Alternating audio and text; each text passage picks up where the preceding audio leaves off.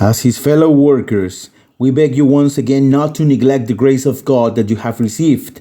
For he says, at the favorable time, I have listened to you. On the day of salvation, I came to your help.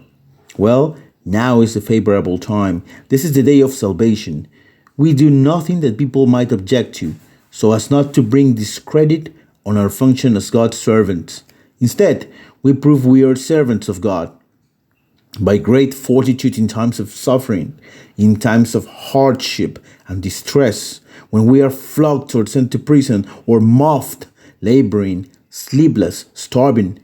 We prove we are God's servants by our purity, knowledge, patience, and kindness, by a spirit of holiness, by a love free from affectation, by the word of truth, and by the power of God, by being armed with the weapons of righteousness in the right hand and in the left, prepared for honor or disgrace, for blame or praise, taken for impostors while we are genuine, obscure yet famous, said to be dying, and here are we alive, rumored to be executed before we are sentenced, thought most miserable, and yet we are always rejoicing, taken for paupers, though we make others rich, for people having nothing, though we have everything.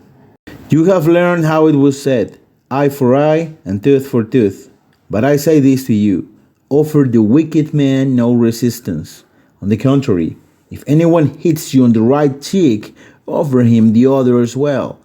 If a man takes you to law and would have your tunic, let him have your cloak as well. And if anyone orders you to go 1 mile, go 2 miles with him. Give to anyone who asks, and if anyone wants to borrow, do not turn away. Saludos.